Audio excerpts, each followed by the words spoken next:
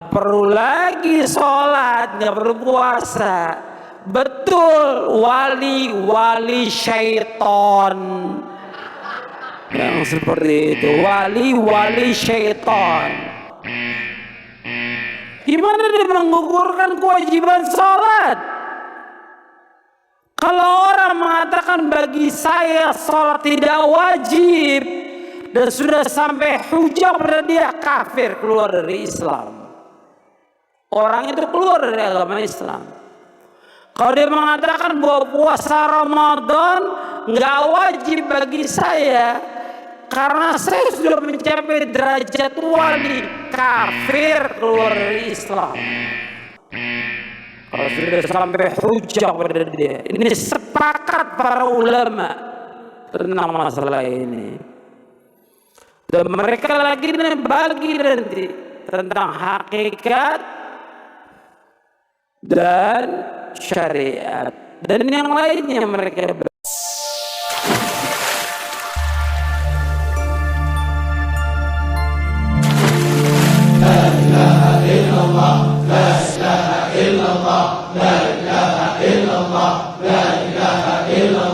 Dalam tasawuf itu awalnya bid'ah dan akhirnya zindiq. Awalnya bid'ah karena Nabi nggak contohkan sesuatu yang baru dalam agama, akhirnya zindiq. Karena ketika dia sudah membagi menjadi 4 golongan itu, 4 tingkatan, nanti kalau sudah sampai kepada hakikat ma'rifat, kata mereka sudah nggak ada beban syariat lagi. Sudah nggak wajib sholat, nggak wajib puasa. Apa benar begitu dalam Islam? Nggak benar.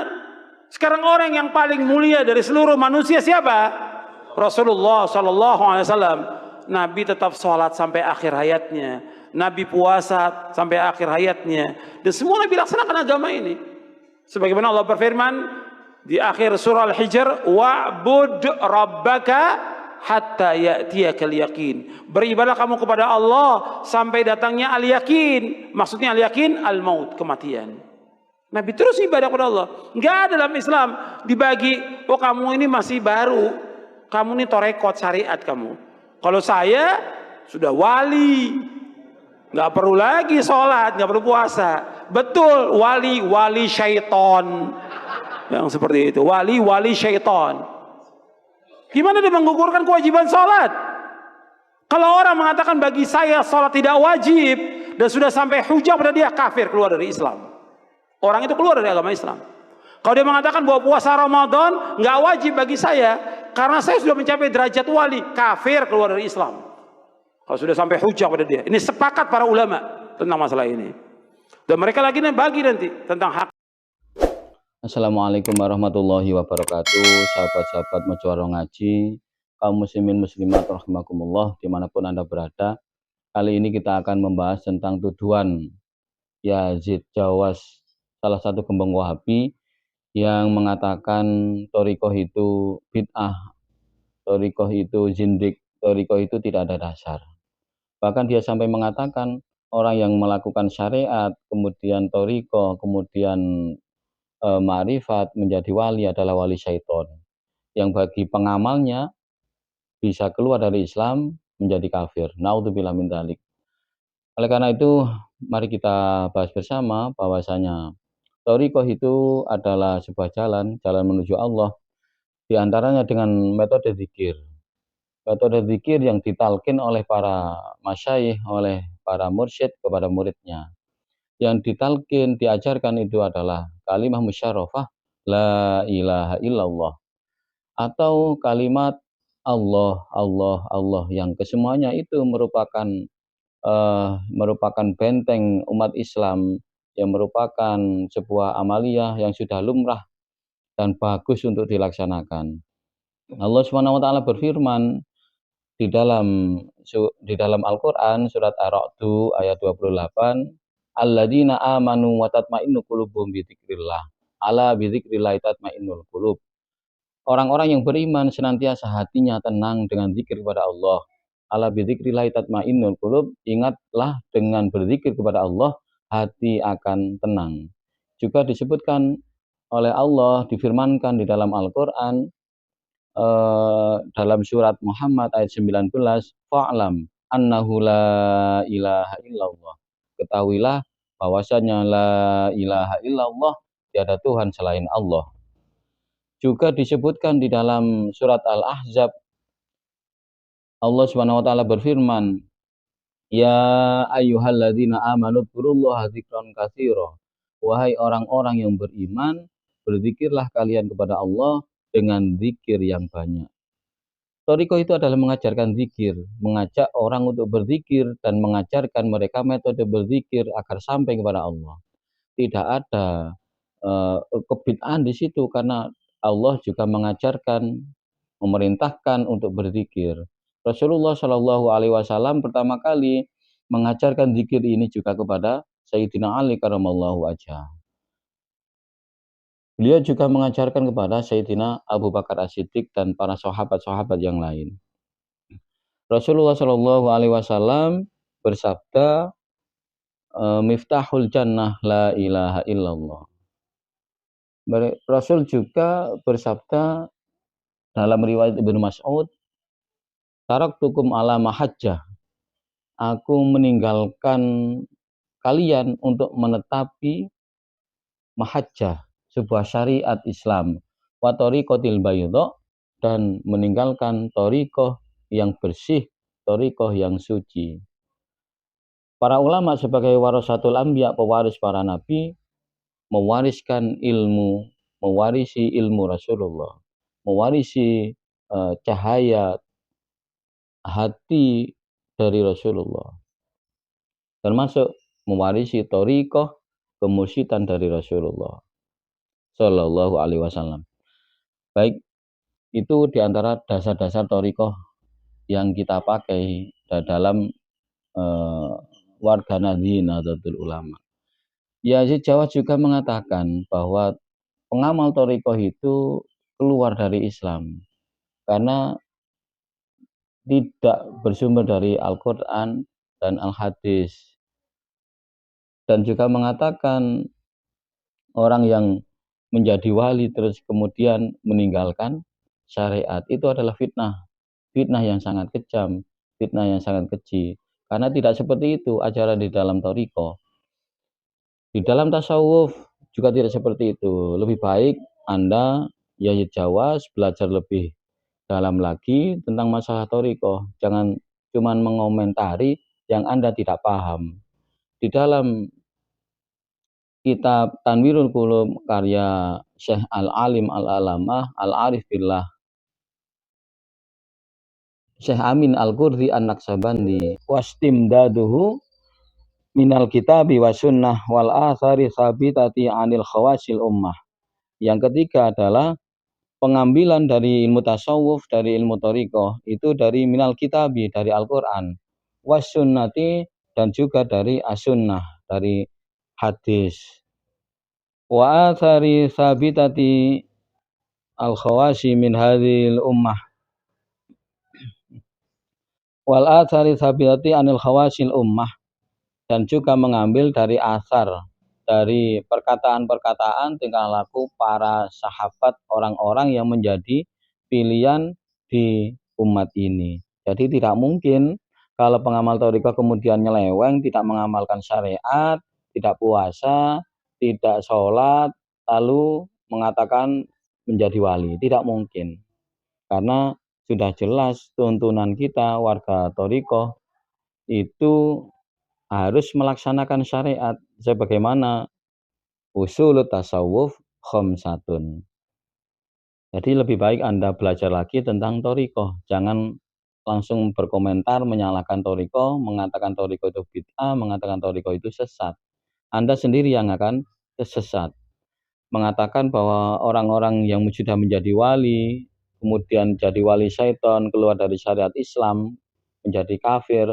Hati-hati, orang yang mengkafirkan saudara muslimnya akan kembali kepadanya menjadi kafir. Naudzubillah, tsumma naudzubillah. Perlu kita bahas juga dalam prosesi baiat thariqah yang dilakukan oleh Rasulullah. Ini dalam kitab Jami'ul Usul fil Auliya. Dalam kitab Jami'ul Usul fil Auliya karya Syekh Kamsakhonawi An-Naksabandi. Fa'ama talqinuhum jama'atan faqad qala Syaddad bin Uwais. Sedangkan talqin Rasulullah kepada para sahabat secara jamaah, talqin zikir, talqin thariqah secara berjamaah seperti halnya yang telah diucapkan oleh Syaddad bin Uwais, kunna inda Nabi alaihi salam, kami sedang bersama Nabi Shallallahu alaihi wasallam. Kun hal fikum gharibun. Faqala Shallallahu alaihi wasallam, lalu Rasul bersabda, hal fikum gharibun. Apakah di antara kalian ada orang lain? Yakni min ahlil kitabi, yakni maksudnya adalah apakah ada orang ahli kitab? Qultulah, aku menjawab tidak ada. Fa amara bi ghalqil bab, kemudian Rasul memerintahkan untuk menutup pintu. Faqala, lalu Rasul bersabda, irfa'u aidiyakum wa qulu la ilaha illallah. Angkatlah tangan kalian semua dan ucapkan la ilaha illallah.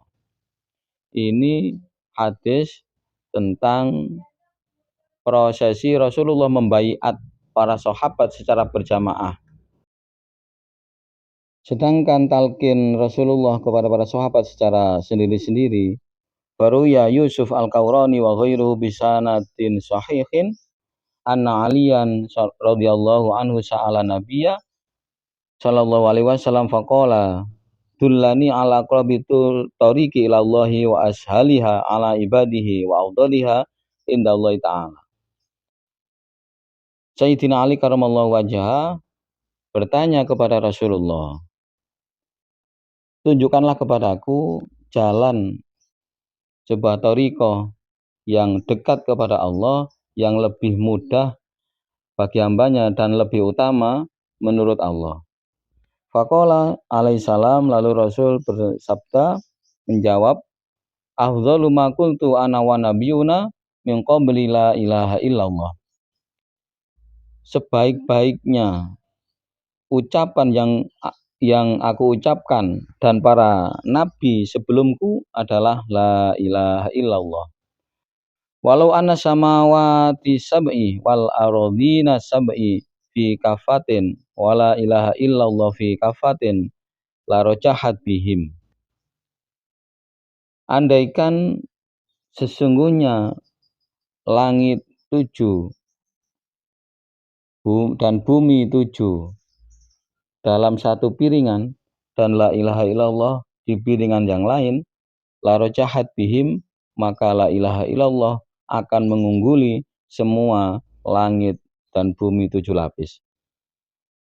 Tsumma qala alaihi salam, lalu Rasul bersabda, ya Ali, la taqumu sa'atu ala wajhil ardi ma yaqulu Allah. Wahai Ali, tidak akan terjadi kiamat sedang di atas bumi ada orang yang mengucapkan Allah.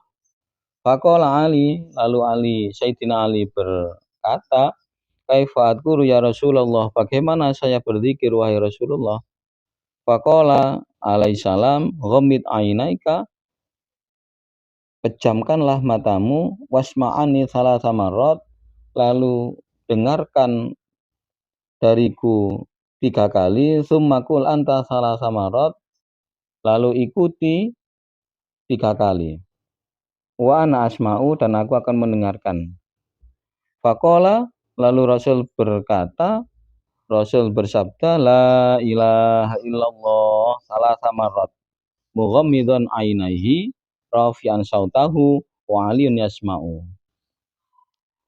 Rasul bersabda mengajarkan kepada Sayyidina Ali, la ilaha illallah dibaca 3 kali dengan memejamkan kedua mata beliau dan dengan suara yang sangat keras. Sedang Sayyidina Ali mendengarkan. Tsumma qala Aliyu la ilaha illallah kadzalika wan nabiyyu alaihi salam yasma'u Wa hadza nisbatu Ali fi talqiniz zikri. Kemudian Sayyidina Ali mengucapkan la ilaha illallah seperti halnya yang diucapkan oleh Kanjeng Nabi, dan Kanjeng Nabi mendengarkan apa yang diucapkan oleh Sayyidina Ali. Inilah nisbat talqin zikir. Oleh karena itu kita jangan sampai bingung dengan apa yang diucapkan oleh Yazid Jawas, orang-orang yang menentang Thariqah Qadiriyah, Naqsyabandiyah, Thariqah Syadiliyah, Thariqah Idrisiyah, Thariqah Tijaniyah, dan Thariqah-Thariqah yang lain. Karena Thariqah selama Mu'tabaroh itu sudah sesuai dengan tuntunan Rasulullah. Karena sanadnya musalsal tersambung sampai Rasulullah Shallallahu Alaihi Wasallam. Ini dapat dibaca di dalam kitab Jamiul Usul fil Auliya karya Syekh Kamsakhonawi An-Naqsyabandi halaman 32. Yang di dalam Tanwirul Qulub tentang usul tasawuf bisa dibaca di dalam Tanwirul Qulub bagian ketiga halaman 409. Wallahu a'lam bishawab. Assalamualaikum warahmatullahi wabarakatuh.